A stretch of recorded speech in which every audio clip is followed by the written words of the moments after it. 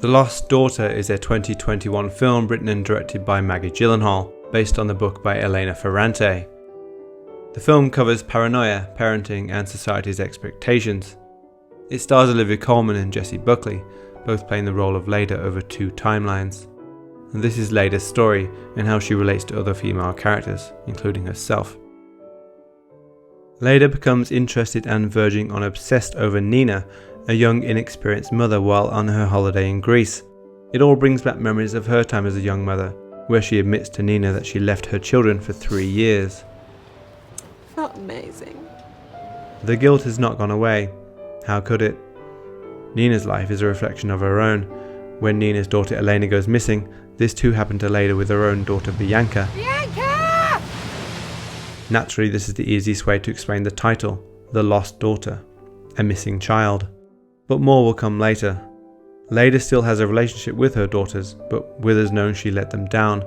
She is seduced by a man that wows her with his intellect. Leda sees Nina playing the same game with Will. She notes Nina in her book moments after learning her name for the first time, and later thinks she sees her on the beach. What started as a freeing holiday now has her mindful of this young mother, which dredges up all kinds of feelings from her past.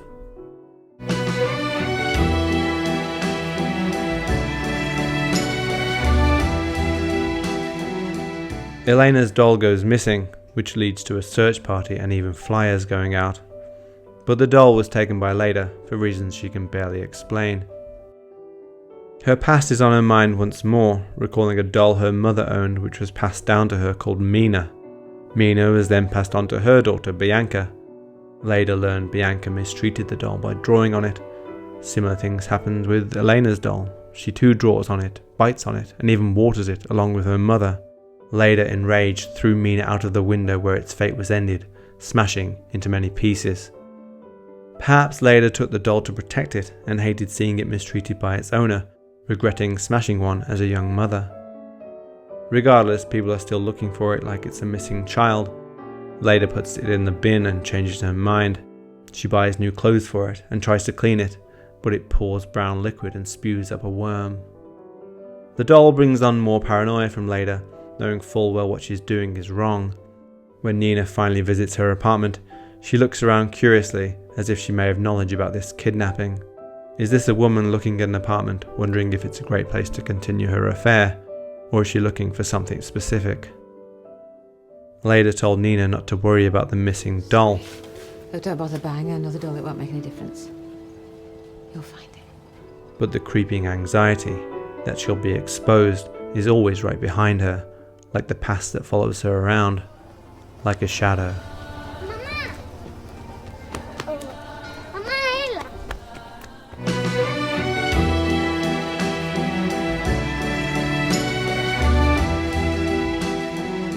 Leda's free-spirited holiday is dissipating, and her anxieties are finding their way to the surface. She walks. A snap. A turn. What's that? Then. Ah! Ah! This pine cone hits her with some force. Starting to feel unwelcome, this is the kind of incident a person like Leda can attribute to a place rejecting her, or people rejecting her. Her guilt of the past coming back to hurt her. Or perhaps it was simply a coincidence, like the bug entering her apartment while she sleeps. Pine cones will fall. A vacationing family helped with her back wound, so clearly it was no imagination. But the family's beady-eye looks put Leda on alert. When you're jittery, you make mistakes, like insisting someone is sitting on your rental car. But this is an imposing, cocky man, and she vulnerable. It wasn't her car, but her paranoia and anxiety are real. Likewise, the intercom leads Leda to have paranoid thoughts about her safety. Someone rings for her, but no one is seemingly there. Her enjoyment of Bon Jovi's Living on a Prayer is broken by suspicious looks, and Lyle even says to her, "I think maybe you'd better go home." Does Lyle know something about the situation? He saw the doll in her apartment. There's water in there. Now he's clearly looking out for Leda's safety. Why do they look at her this way? Is it about the doll? Or the affair? Or have people looked at her this way ever since she left her children while they were young? Just a look. But to Leda, a look of judgment. She guilty of being an unfit mother. Leda reacts to things we don't even get to see.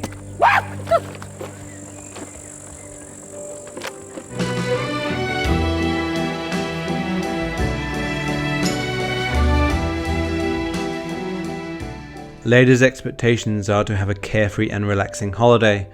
This is instantly ruined by an entire family into her space. But it isn't really her space.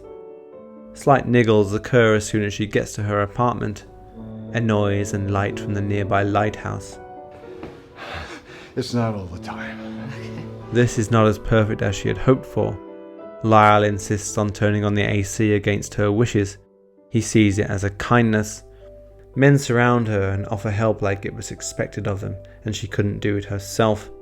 In the past, a man awkwardly congratulates her, but almost insincerely, on her success, talks about her future work and tells her the dinner plans. Lyle insists on paying for her. While Leda has expectations of her holiday, it seems wherever she goes, the men too feel like there are expectations on themselves. Leda is independent and is clearly uneasy with men trying to lend a hand like they think they have to.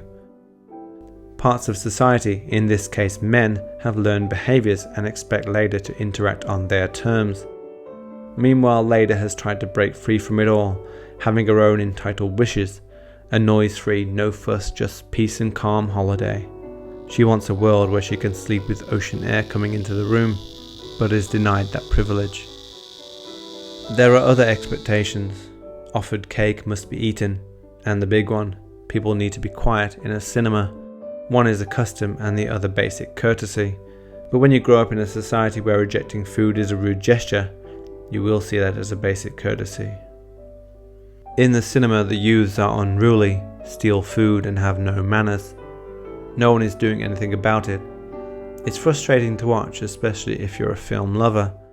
Leda is the only one who acts, yet the woman running the place seems almost apathetic about the situation. Okay, do you want your money back? No, I want you to do something about it. They go quiet when she enters the cinema, and predictably back to unruly once she's gone.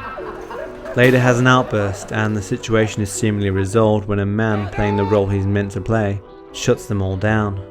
Now Leda tried hard to break from her role, and as a fully grown adult couldn't control this situation, but a grown man, barking orders, as I'm sure we're all familiar, could get it under control.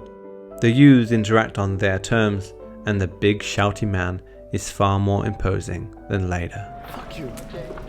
Leda sees herself as carefree, but perhaps others see her as a pushover, something she may even be aware of. She can't control the kids on the beach or the people in the cinema. Nina builds a relationship with her where she feels like she can ask Leda if she can use her apartment to continue her affair with Will. Why are you asking this of me in particular? A woman trying to live a carefree life, and others' learned behaviours once again expect her to interact on their terms.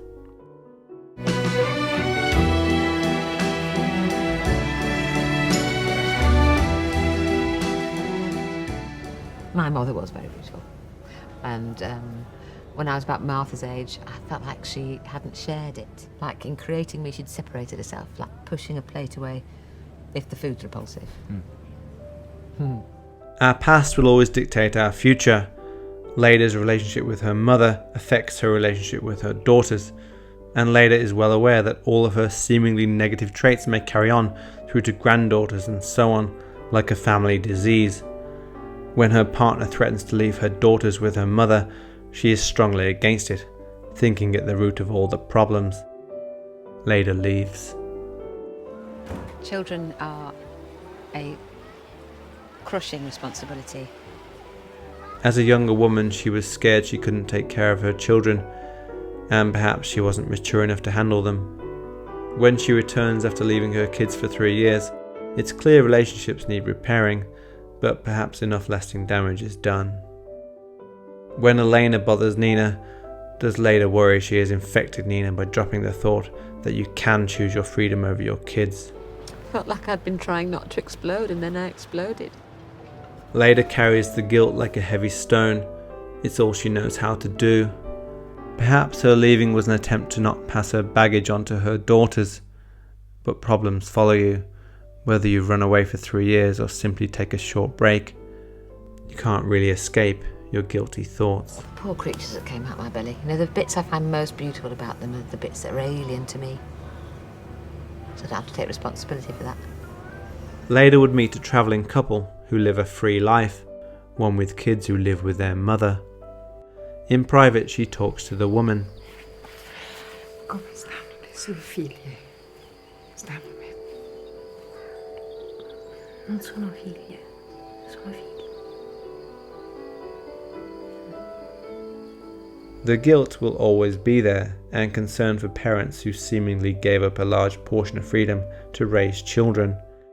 She sees it with Lyle, who lives in Greece yet sends care packages to his daughters back in the United States. We come back to behaviour we expect on other people's terms. It is never seen as a good thing to pursue your own freedom over raising your children, and despite feeling suffocated, that is seen as a cross to bear. Curiously, Leda sings along to People Like Us by Talking Heads, a song that at face value appears to be about being proud of who you are and not wanting freedom or even justice, just someone to love. It's argued that People Like Us is a sarcastic parody of a certain kind of song, written and performed by myopic artists, unaware that freedom and justice are gifts being snatched away from them. Leda's freedom and independence are of much importance to her, and in her case, the someone to love never truly transpired. Leda hates talking to her kids on the phone and hasn't called them all week.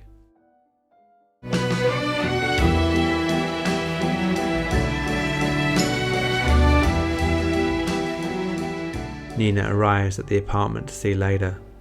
Is this gonna pass? What? I have depression or something. Leda reveals she's a selfish person and returned to her kids because she missed them. She returns the doll, confessing she took her, saying, "I don't know, I was just playing." I'm an unnatural mother. Want anything You're from so young and it doesn't pass. None of this passes. Calling herself an unnatural mother may be true when you consider society's terms, but we have neurodiversity in our world, meaning that people experience and interact with their world in many different ways. Bellissimo gioco. Leda's way is perhaps not accepted, and bouts of anxiety and negative thoughts dictate her present and future. Leda boots her suitcase down the stairs. Fuck society. This works for me in this moment. From excitement at arriving to this new vibrant place, with the idea of having a great time, a relaxing, freeing experience, to it all falling apart, her spirit broken, her way of life rejected, even stabbed by someone she thought she could confide in, and now she's almost bereft. She wakes in the surf and phones her daughters, who happen to be together. Dead? No, I'm alive, actually. There are many lost daughters, Leda of course, and her entire family.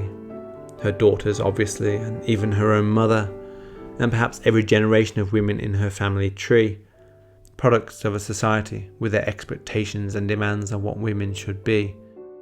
Now let's not ignore Nina and Elena and their bloodline. Observe that the book that the film is based on was written by an Elena Ferrante, indicating that she too saw herself as a lost daughter with demands to be mothers and wives, someone who must succumb their freedom for society's expectations. Elena Ferrante actually being a pseudonym for the writer, which adds power to the feeling of being anonymous, a woman invisible amongst societal demands. How strong are your feelings about a mother leaving her daughters? Is it as strong as a father doing the same thing? Society can reject you if you break their protocol, and your guilt can be carried like luggage and passed on for generations. Being a parent is a great responsibility. A child cannot grow without a guardian, and down the road a child cannot grow with them, for they need to be set free. We like to be free of our problems when they suffocate us. Sometimes we run and hide, but ultimately our problems are going to be there, right there, just there, creeping up beside us. Thank you.